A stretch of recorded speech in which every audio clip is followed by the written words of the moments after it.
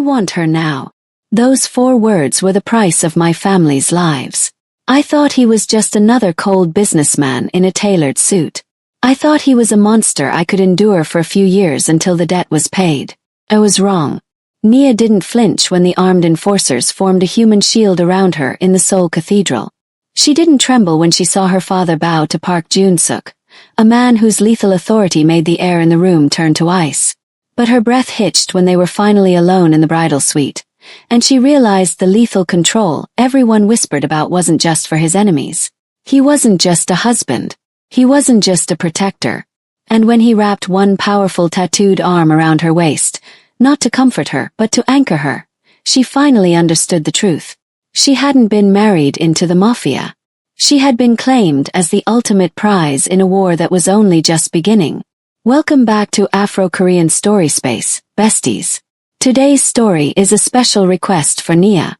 You asked for a tale of power, destiny, and a love that's as dangerous as it is beautiful, and I've delivered. If you're watching right now, drop a ring in the comments to show Nia some love. To my loyal besties, pay close attention. This isn't just a wedding. It's a takeover. If you leave before the final chapter, you'll be left wondering what happens when the Black Bride finally decides to stop resisting and starts ruling. Tell me in the comments right now. Would you sacrifice your freedom to save your family, or would you run? Let's get into the world of Park Jun-suk and Nia Williams.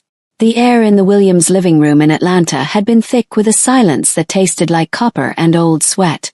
3 months before the wedding bells rang in Seoul, the only sound Nia heard was the heavy breathing of her father, Marcus, as he stared at a man who shouldn't have been there.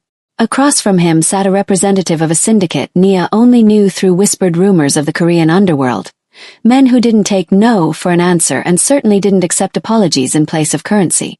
The failed business deal had been framed as a sure thing, a high-stakes illegal trading scheme involving Korean investors that promised to elevate the Williams family into a new tier of wealth. Instead, the market shifted, the investors vanished, and Marcus was left holding a debt of $300,000 to people who viewed human lives as collateral. Nia watched her father, a man she had always seen as a pillar of strength, bow and scrape before the cold-eyed enforcers who had tracked him from Seoul back to the States. "I don't have it," Marcus had whispered, his voice cracking like dry parchment. The lead enforcer didn't raise his voice. He didn't have to. He simply mentioned Nia's younger sisters, detailing their walk to school with a precision that turned Nia's blood to ice. The threat was unspoken but absolute. Pay in 2 weeks, or watch your family's world burn down with everyone inside. Nia stood in the shadows of the hallway, her fingers digging into the doorframe until her knuckles turned white. She realized then that her university dreams and her quiet life were ghosts. She was 18, brilliant and full of life, yet she was suddenly being appraised like cattle in a marketplace she never asked to enter. The enforcers looked at her radiant skin and guarded eyes not with admiration, but with a cold calculation of a debt collector finding a hidden asset. When Park Jun-suk finally appeared a week later, he didn't come with threats. He came with a checkbook and a demand that felt like a death sentence wrapped in velvet. He looked at Nia and saw the solution to her father's sins. He didn't want the money. He wanted the woman who stood tall even when her world was crumbling. "I will settle the blood debt," he had said, his gaze locking onto Nia with a possessiveness that made her heart hammer against her ribs. At that moment, Nia realized her father had already traded her soul for his survival, and her life as a free woman had ended before she could even say goodbye.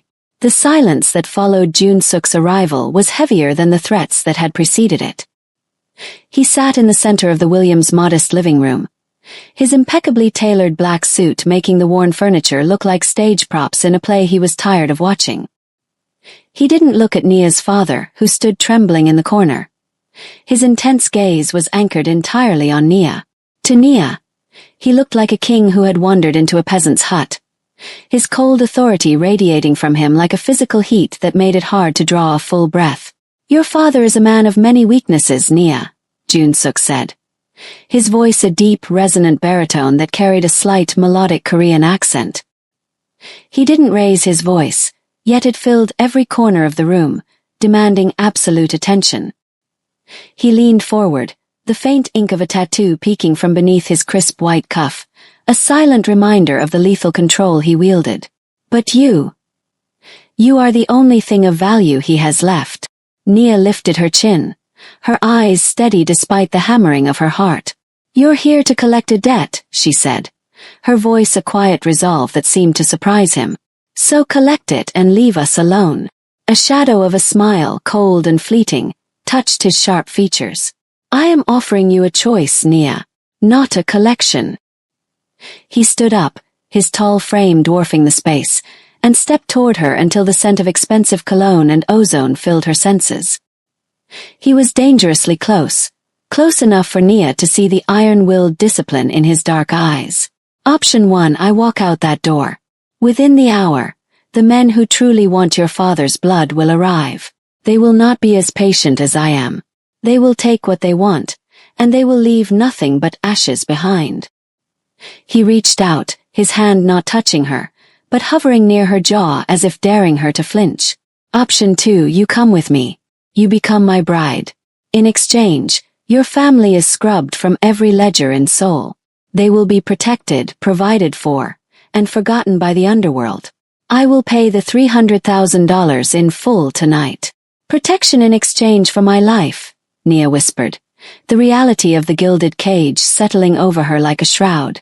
I do not want your life, little bird, Jun-suk corrected, his expression hardening into something possessive and predatory. I want your loyalty. I want your presence. I want you under my command. He held out a hand, his palm open but his fingers poised like a trap. The choice is yours, but choose quickly. Mercy has a very short shelf life in my world. The packing didn't take long because she wasn't allowed to take much of her old life with her. Jun-suk's men had arrived at dawn, their presence a silent, dark wall between Nia and the only home she had ever known. She stood on the porch of the Atlanta house, the humid Georgia air clinging to her skin one last time. Her mother was a shell of a woman, her eyes red-rimmed and swollen, while her sisters clung to her waist as if they could anchor her to the earth. Her father couldn't even look at her. He stood by the door, his shoulders slumped under the weight of a debt he had paid with his daughter's future. It's time, one of the men said, his voice as cold and impersonal as the black sedan idling at the curb. Nia didn't cry. She couldn't afford to. She disentangled herself from her sister's grip, pressing a final lingering kiss to each of their foreheads. She felt like a ghost watching her own funeral. She was 18, leaving behind her university applications, her friends, and the radiant, independent life she had spent years building. As she stepped into the car, she watched her childhood home shrink in the rearview mirror, the light of her old world fading into a blur of green trees and gray pavement. The private airfield was a desolate stretch of asphalt where a sleek, black jet waited like a predatory bird. Jun-suk was already there, standing at the base of the stairs. He didn't offer a hand, but his gaze followed her every movement, tracking her across the tarmac with a lethal control that made her feel exposed. As she reached him, the wind from the engines whipped her natural curls around her face, but her eyes remained steady, set with a quiet resolve that seemed to satisfy him. You are leaving the darkness behind, Nia, he said, his deep baritone barely audible over the roar of the turbines. In Seoul, you will have everything you ever desired except your exit. She didn't respond. She simply climbed the stairs, her heart heavy with the realization that she was no longer a student or a daughter. She was a contract signed in blood. As the cabin door hissed shut, sealing out the American air, Nia sat in the plush leather seat and looked out the window. The plane began its ascent, piercing through the clouds and leaving the light of her past below. She was flying toward a city of neon and shadows, toward a man who had claimed her, and toward a destiny that would transform her into a Mafia bride before the sun rose again. The transition from Nia Williams to the bride of Park Jun-suk did not happen in a cathedral. It began in the sterile, silent luxury of a penthouse dressing room high above the neon arteries of Seoul. 4 hours, a team of silent women with expert hands treated her body like a canvas for a masterpiece she never commissioned. Her deep, radiant skin was polished until it glowed under the warm chandelier light, a sharp contrast to the cold marble floors. Her natural curly hair, usually a symbol of her untamed spirit, was sculpted into voluminous perfection and crowned with a delicate, diamond-encrusted tiara. Every stitch of the gown, an intricate landscape of lace and beadwork, felt like a heavy weight, an elegant form of armor that emphasized her grace while simultaneously stifling her breath. As the final hook of the form-fitting dress was secured, Nia stared into the floor-to-ceiling mirror, and for a moment she didn't recognize the woman looking back. She looked breathtaking, commanding, and regal, yet the reflection felt like a stranger. The luxurious white silk didn't feel like the fabric of a dream. It felt like chains. The delicate veil flowing from her head was not a symbol of purity, but a shroud for the life she had left behind in Atlanta. She was 18 years old, a woman thrust into a world of power, danger, and destiny, and the sheer weight of the pearls sewn into her bodice served as a constant reminder that she had been bought and paid for. The door groaned open, and the atmosphere in the room shifted instantly. Jun-suk stepped in, his tall, impeccably built frame clad in a black tuxedo that signaled immense wealth and lethal control. He didn't say a word. He simply walked toward her with the grace of a predator. His jet-black hair slicked back to reveal features that remained as sharp and unyielding as flint. He stopped inches away, his intense gaze sweeping over her with a possessiveness that made her skin prickle. He reached out, his fingers tracing the line of her jaw with a touch that was surprisingly gentle yet carried the force of an ultimatum. Nia kept her expression calm and her lips set with quiet resolve, refusing to let the terror in her brown eyes betray her. She knew that this marriage wasn't a union of hearts, but a sealing of a blood debt. As he draped a heavy, cold hand over her waist, the message was unmistakable. She was under his command now. The transformation was complete. She was no longer a student or a daughter. She was the prized acquisition of the Korean underworld, and the ivory lace against her skin was the first of many cages she would have to learn to navigate. The walk down the aisle was not a march toward a beginning, but a surrender to a destiny forged in shadows. The cathedral was a cavern of cold stone and flickering candlelight, but the traditional air of sanctity had been stripped away, replaced by the suffocating weight of absolute authority. As Nia moved, the intricate lace of her gown brushed against the floor, the sound a soft hiss in a room where even the guests seemed to hold their breath. She wasn't surrounded by family or friends. Instead, she was flanked by a human shield of men in dark suits, their faces alert and tense. Each one held a gun aimed outward, a perimeter of steel that transformed the romantic chapel into a high-stakes fortress. Jun-suk stood at the altar, a pillar of cold authority against the backdrop of ancient icons. His tuxedo was a shadow in the dim light, and his intense gaze remained locked onto her, daring anyone to challenge what now belonged to him. As Nia reached him, she saw the faint tattoo on his neck pulse with a clenching of his jaw. He didn't offer a gentle hand. Instead, he wrapped his fingers firmly around hers, his touch a possessive claim that sent a clear message to everyone watching. The message was unmistakable. This union was being sealed not just by vows, but by blood and fear. The officiant's voice was a low murmur, barely audible over the heavy silence of the armed enforcers. When it came time for the vows, the words felt like iron on Nia's tongue. She promised her life and her presence, her steady eyes never wavering even as she felt the cold barrel of the world she was entering pressing against her back. Jun-suk's response was a deep, lethal baritone that carried no warmth, only a promise of protection and command. He didn't just vow to cherish her. He vowed to hold her. As the rings were exchanged, heavy, cold bands of platinum, a sudden movement near the entrance caused the enforcers to tighten their grips on their weapons. The click of safeties being disengaged echoed through the stone hall like a collective heartbeat. Nia didn't flinch. She stood with quiet resolve, aware that her very existence was now the centerpiece of a Mafia treaty. When the kiss finally came, it was not an act of affection, but a seal of possession. Jun-suk pressed his lips to hers with a calculated intensity, and in that moment, the Black Bride understood that her survival was now inextricably tied to the man who held her with the grip of a conqueror. The ceremony was over, but the war for her soul had just begun. The door to the penthouse suite clicked shut with a finality that echoed through the vast, marble-clad space. Outside, the glittering skyline of Seoul stretched out like a sea of neon, but inside, The air was heavy with the scent of lilies and the cold, sharp ozone that seemed to follow Park Jun-suk everywhere. Nia stood in the center of the room, her dark fingers trembling slightly as she unpinned the heavy silk veil. The transition from the public theater of the wedding to this suffocating privacy made her heart hammer against her ribs, but she forced her shoulders to remain square. "I won't be your doll, Jun-suk," she said, her voice cutting through the silence with a quiet, defiant resolve. She turned to face him, her radiant skin glowing under the dim chandelier light. "You bought my family's safety, and I'm here. But do not think for a second that you own my mind or my spirit." Jun-suk was already shedding his tuxedo jacket, tossing it onto a velvet chair with a careless grace. He moved toward her with the slow, deliberate pace of a predator who knew the exit was barred. The polished exterior of the groom was gone, replaced by the raw, lethal control of the man who ran an empire. As he stepped into her personal space, Nia felt the sheer physical presence of him, the heat radiating from his impeccably built frame and the intensity of a gaze that never softened.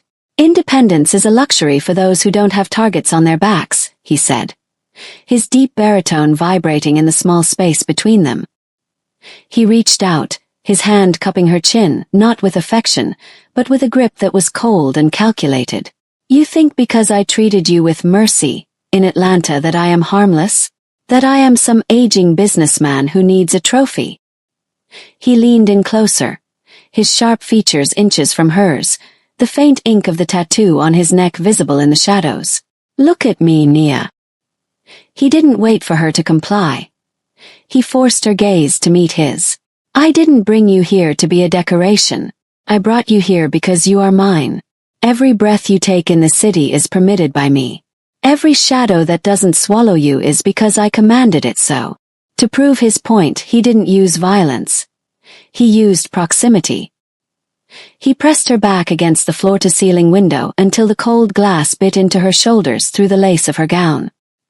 He loomed over her, a wall of tailored black and lethal intent. "I am not a kind man," he whispered against her ear, his breath hot against her skin. "And I am certainly not harmless." In that moment, as the reality of her gilded cage truly cracked open, Nia realized that her defiance wasn't a shield, it was an invitation for him to break her. The heavy silence of the suite was broken only by the rhythmic hum of the city far below. Jun-suk released his grip on Nia's chin, but he didn't move away. Instead, he reached for the ivory cuff of his shirt, unlinking the platinum stud with a slow, deliberate precision. He rolled the sleeve back, revealing a jagged, intricate tattoo of a dragon that coiled around his forearm, its claws disappearing beneath his skin as if it were part of his very musculature. "You see this?" he asked, his voice a low vibration that seemed to resonate in the marrow of Nia's bones. "This isn't art. It is a map of every life I have taken to ensure the safety of what I own."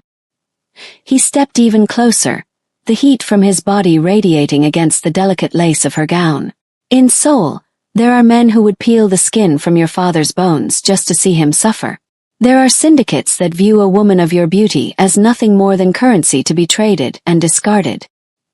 He turned his arm, showing her a specific mark near his wrist, a symbol Nia didn't recognize, but one that radiated a dark, ancient power. "That mark represents the territory where your family would have died. Every street you see from this window, every neon light, and every shadow belongs to the empire I built with blood. When I told your father I wanted you, I wasn't just buying a bride. I was placing my mark upon you." Nia felt a chill that had nothing to do with the air conditioning. She looked from the tattoo to his sharp, unyielding features. The tattooed reality of his world wasn't just about ink. It was about a level of control so absolute that it turned the entire city into his personal chessboard. "You are now the most protected woman in this country," he continued, his gaze narrowing as he watched the realization dawn in her eyes. "But that protection comes with a price. You do not belong to the world anymore. You belong to the man who holds the leash of the monsters you fear." He reached out, his thumb grazing the pulse point at her neck, feeling the frantic skip of her heart. "Your life in Atlanta is a dream from which you have finally woken up, Nia. This is the reality.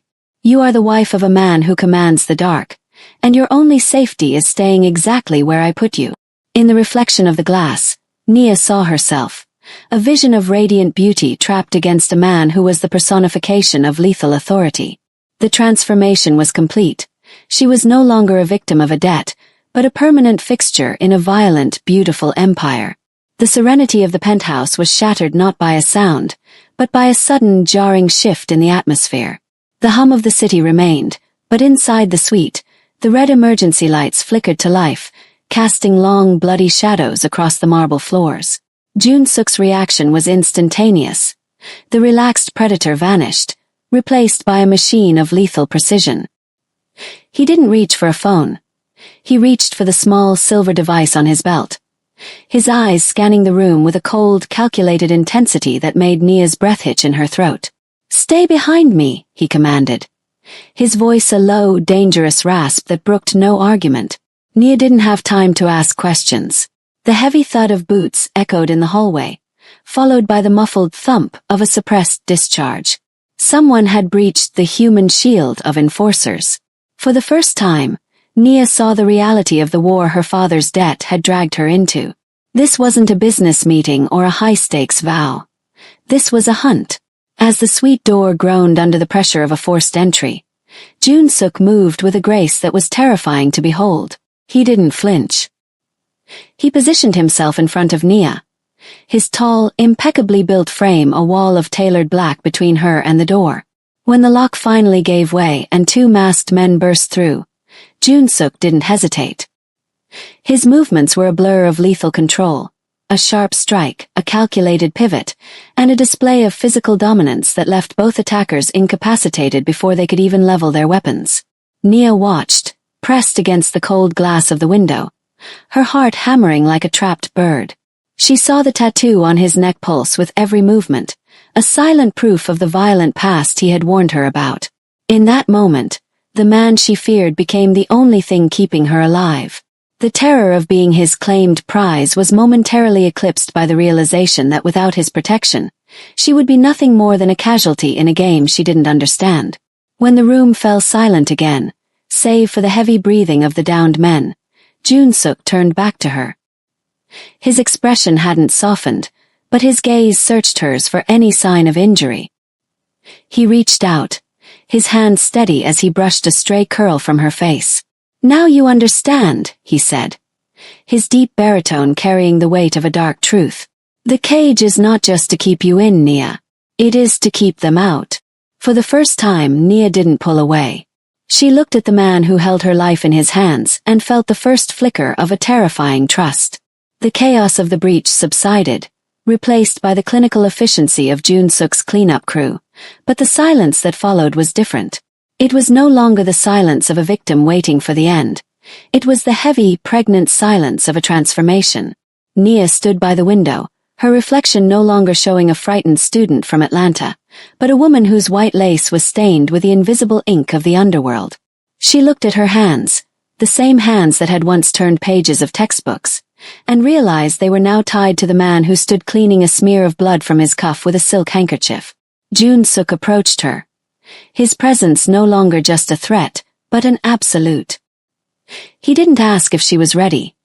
He simply took the heavy platinum band he had placed on her finger earlier and turned it, centering the stone. "The men who came tonight were a message," he said, his deep baritone devoid of apology. "They wanted to see if my new bride was a weakness. They found a fortress instead." Nia looked into his intense, unyielding eyes and saw the lethal control that governed his every waking second. She realized that her father's debt was merely the catalyst. The true weight of her new life wasn't the marriage certificate or the title of wife. It was the fact that she had been claimed as a living extension of his power. To the world she was a bride. To the syndicate she was a symbol. To Jun-suk, she was a prized acquisition that he would burn the city to protect. "I am not going back, am I?" she whispered, though she already knew the answer. The gilded cage had closed, and the key had been melted down in the heat of the night's violence. "You are exactly where you were destined to be," Jun-suk replied, his hand sliding possessively around her waist, drawing her into the shadow of his silhouette. Nia leaned into the cold authority of his chest, her quiet resolve hardening into something sharper, something more dangerous. She accepted the weight of the diamonds and the danger of the name she now carried. As she looked out over the glittering expanse of Seoul, she finally understood the terrifying truth. This wasn't a romance, and it wasn't just a contract. She had been claimed for something far more terrifying than marriage. She had been reborn as the queen of a shadow empire, and the world would soon learn to fear the woman standing beside the boss.